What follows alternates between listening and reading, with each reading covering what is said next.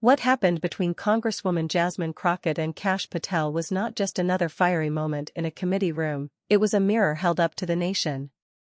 It was about who gets to define law and order, whose safety counts, and what happens when the people meant to protect democracy instead protect power.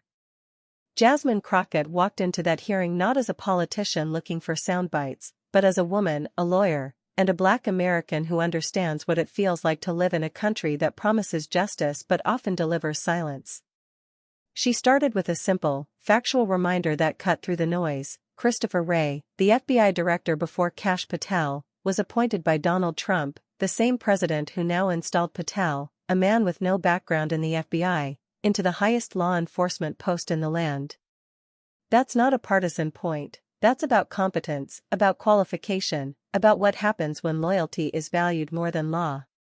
Crockett's point was piercing: when you hand the nation's top policing agency to someone who has never served in it, never trained under its culture of accountability, you don't strengthen justice, you politicize it.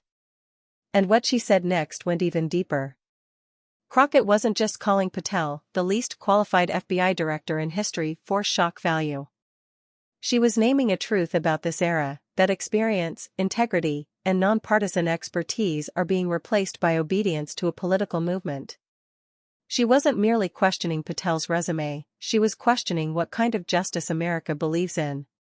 Because when you put people in power who are there to serve a man instead of the mission, the institution stops serving the people altogether. Then she spoke as a Black woman in America, and that moment changed the tone completely.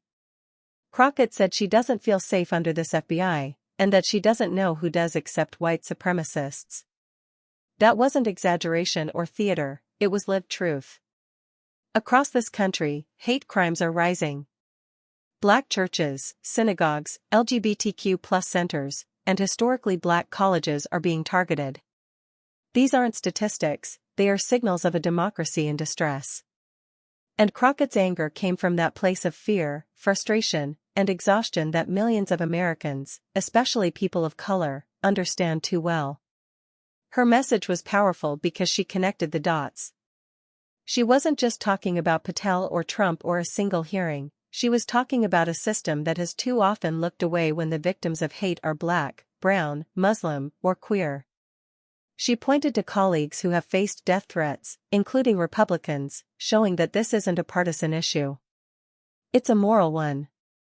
When elected officials themselves are receiving threats from right-wing extremists for simply doing their jobs, it's not a question of politics anymore, it's a question of national security. And that's where Crockett's critique hits hardest.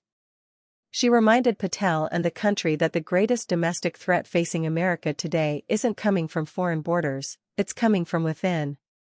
It's homegrown extremism, often rooted in white supremacy, that is killing Americans in schools, in churches, in supermarkets, and in their own neighborhoods. Yet, under Patel's leadership, the FBI has been more concerned with optics, politics, and defending the president than defending the people.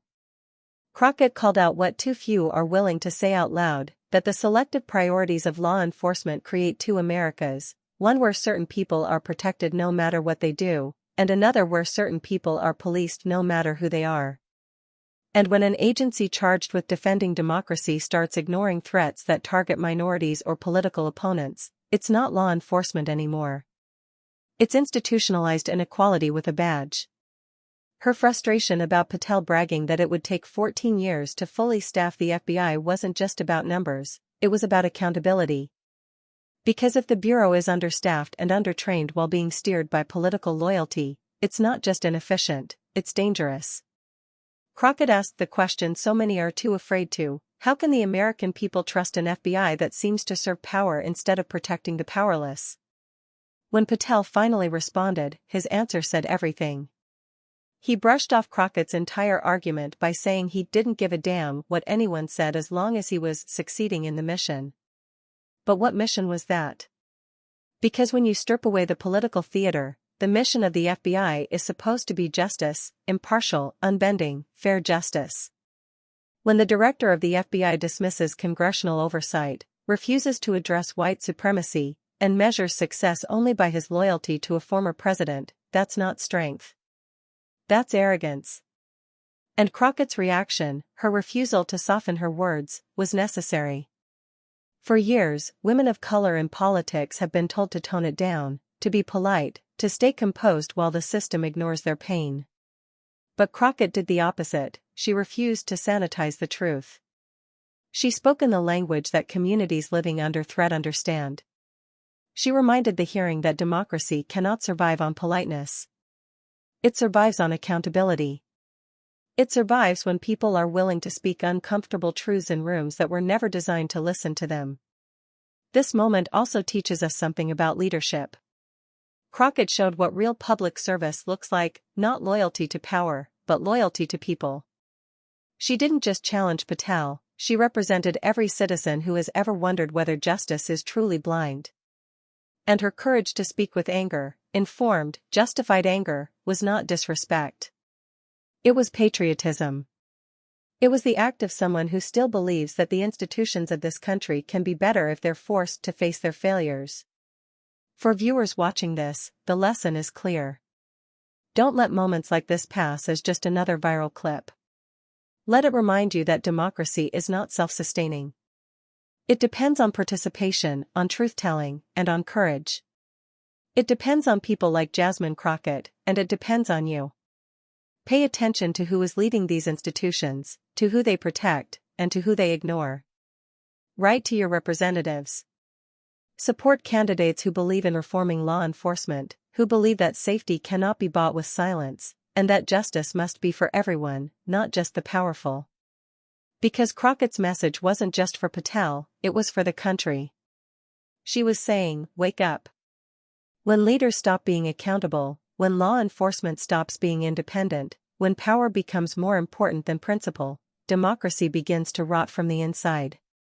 Jasmine Crockett's fire in that room was not chaos, it was conscience. It was a reminder that real oversight requires real courage. And the truth is, the fight she's leading is not just about the FBI. It's about what kind of America we want to live in, one where fear decides who gets justice, or one where equality and humanity are the law of the land. So don't look away.